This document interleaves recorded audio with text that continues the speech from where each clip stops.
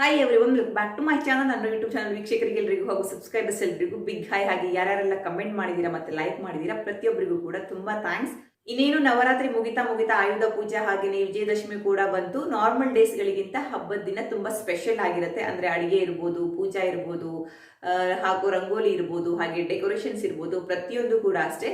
So ನಾವಿವತ್ತು ತುಂಬಾ quick ಆಗಿ ಹಾಗೆ ಈಸಿಯಾಗಿ ನ್ಯಾಚುರಲ್ ವಸ್ತುಗಳನ್ನ ಉಪಯೋಗಿಸಿ ಯಾವ ರೀತಿಯಾಗಿ ಡೆಕೋರೇಷನ್ ಮಾಡೋದಂತ ನೋಡೋಣ. ಇದನ್ನ ದೇವ್ರ ಮನೆ ಮುಂದೆ ಹಾಕಿದ್ರೆ ತುಂಬಾ ಚೆನ್ನಾಗಿ ಕಾಣುತ್ತೆ, ಅಥವಾ ಲಿವಿಂಗ್ ಏರಿಯಾ ಇರ್ಬೋದು, ಎಲ್ಲಿ ಬೇಕಾದ್ರೂ ಹಾಕ್ಬೋದು, ಬಟ್ ತುಂಬಾ ಅದ್ಭುತವಾಗಿ ಕಾಣುತ್ತೆ. ಸೊ ನೋಡೋಣ ಯಾವ ರೀತಿಯಾಗಿ ಮಾಡೋದಂತ. ನಾನಿಲ್ಲಿ ವೀಳ್ಯದೆಲೆಯನ್ನು ತಗೊಂಡಿದ್ದೀನಿ. ನೀವು ಬೇಕಾದ್ರೆ ಮಾವಿನ ಎಲೆ ಕೂಡ ಯೂಸ್ ಮಾಡ್ಬೋದು. ಈ ರೀತಿಯಾಗಿ ಸರ್ಕಲನ್ನು ಹಾಕೊಳ್ಳಿ. ನೆಕ್ಸ್ಟ್ ಇದ್ರ ಮೇಲೆ ಇನ್ನೊಂದು ಸ್ಟೆಪ್ ಎಲೆಗಳನ್ನು ಈ ರೀತಿಯಾಗಿ ಹಾಕೊಳ್ಬೇಕು. ನೆಕ್ಸ್ಟ್ ನಾವು ಮನೇಲಿ ಸಿಗುವಂಥ ಬ್ಯಾಂಗಲ್ಸನ್ನು ಯೂಸ್ ಮಾಡೋಣ. ನಿಮಗೇನಾದರೂ ಕೈಯಲ್ಲಿ ಕರೆಕ್ಟಾಗಿ ಸರ್ಕಲ್ ಹಾಕೋಕ್ಕೆ ಬರುತ್ತೆ ಅಂದರೆ ನೀವು ಕೈಯಲ್ಲಿ ಕೂಡ ಹಾಕೋಬೋದು, ಬಟ್ ಬ್ಯಾಂಗಲ್ಸನ್ನು ಇಟ್ಕೊಂಡ್ರೆ ಟೈಮ್ ಸೇವ್ ಆಗುತ್ತೆ. ನಾವು ಮಾರ್ಕೆಟಲ್ಲಿ ಸಿಗೋ ಪ್ಲಾಸ್ಟಿಕ್ ವಸ್ತುಗಳನ್ನು ತಂದು ಡೆಕೋರೇಷನ್ ಮಾಡೋದಕ್ಕಿಂತ ಈ ರೀತಿಯಾಗಿ ನ್ಯಾಚುರಲ್ ವಸ್ತುಗಳನ್ನು ಉಪಯೋಗಿಸಿದರೆ ನಿಜವಾಗೂ ಮನಸ್ಸಿಗೆ ಏನೋ ಒಂಥರ ಹಿತ ಅನಿಸುತ್ತೆ, ಹಾಗೆಯೇ ಹೆಲ್ದಿಕರವಾಗಿರುತ್ತೆ.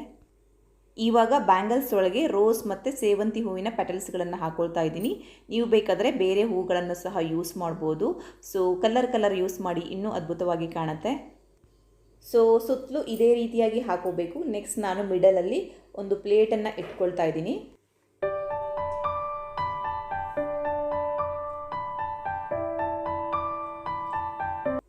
ಇವಾಗ ಪ್ಲೇಟ್ಗೆ ಸ್ವಲ್ಪ ನೀರನ್ನು ಹಾಕಿ ಮತ್ತೆ ರೋಸ್ ಪೆಟಲ್ಸ್ಗಳನ್ನು ಹಾಕೊಳ್ತಾ ಇದ್ದೀನಿ.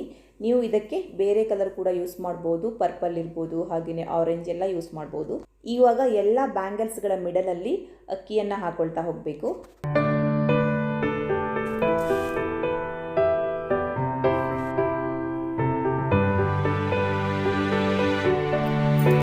ನೆಕ್ಸ್ಟ್ ಇದೊಂಥರ ಹೂ, ಇದೇನಂತ ನನಗೆ ಗೊತ್ತಿಲ್ಲ ಹೆಸರು, ಮನೆ ಹತ್ರನೇ ಇತ್ತು, ಅದನ್ನೇ ಯೂಸ್ ಮಾಡ್ಕೊಳ್ತಾ ಇದ್ದೀನಿ ನಾನು.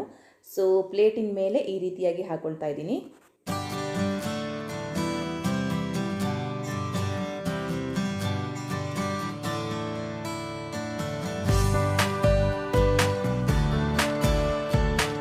ನೆಕ್ಸ್ಟ್ ಅಕ್ಕಿಯ ಮಿಡಲಲ್ಲಿ ಈ ರೀತಿಯಾಗಿ ಹೋಲ್ ಮಾಡಿ ಅದಕ್ಕೂ ಕೂಡ ಹೂಗಳನ್ನು ಹಾಕೊಳ್ತಾ ಹೋಗಿ. ನನ್ನ ಹತ್ರ ಯಾವ ಹೂವು ಇದೆ ಅದೇ ಹೂವನ್ನು ನಾನು ಯೂಸ್ ಮಾಡ್ತಾ ಇದ್ದೀನಿ. ಜಾಸ್ತಿ ರೆಡ್ ಮತ್ತು ಯೆಲ್ಲೋವನ್ನು ಯೂಸ್ ಮಾಡ್ತಾ ಇದ್ದೀನಿ. ನಿಮ್ಮ ಹತ್ರ ಬೇರೆ ಕಲರ್ ಇದ್ದರೆ ಖಂಡಿತವಾಗಿ ಯೂಸ್ ಮಾಡಿ, ಸಖತ್ತಾಗಿ ಕಾಣಿಸುತ್ತೆ.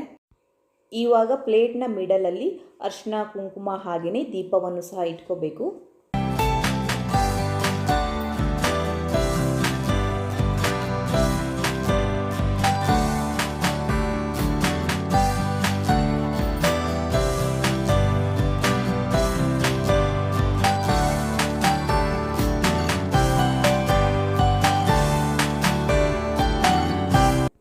ಇವಾಗ ಲಾಸ್ಟಲ್ಲಿ ಎಲೆಗಳ ಮೇಲೆ ಒಂದೊಂದು ಹೂವನ್ನು ಇಟ್ಕೊಳ್ತಾ ಹೋಗಬೇಕು.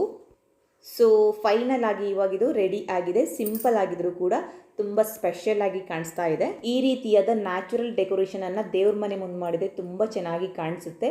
ಯಾಕಂದರೆ ನಾವು ಇದಕ್ಕೆ ವೀಳ್ಯದೆಲೆ, ಅರಿಶಿನ, ಕುಂಕುಮ, ಹೂವು, ಅಕ್ಕಿ ಹಾಗೆ ದೀಪ ಎಲ್ಲವನ್ನು ಸೇರಿಸಿ ಮಾಡಿದ್ದೀವಿ. ಸೊ ತುಂಬ ಚೆನ್ನಾಗಿರುತ್ತೆ, ಹಾಗೆಯೇ ಏನೋ ಒಂಥರ ಪಾಸಿಟಿವ್ ವೈಬ್ಸ್ ಕೂಡ ಇರುತ್ತೆ.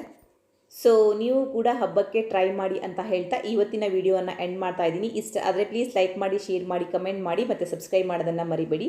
ಹಾಗೆಯೇ ನನ್ನ ಚಾನಲ್ನ ಯಾರ್ಯಾರು ಫಸ್ಟ್ ಟೈಮ್ ನೋಡ್ತಾ ಇದ್ದೀರಾ, ಹಾಗೆಯೇ ಸಬ್ಸ್ಕ್ರೈಬ್ ಮಾಡದೆ ನೋಡ್ತಾ ಇದ್ದೀರಾ, ಇಷ್ಟ ಆದರೆ ದಯವಿಟ್ಟು ಸಬ್ಸ್ಕ್ರೈಬ್ ಮಾಡ್ಕೊಳ್ಳಿ. Thank you for watching. Bye.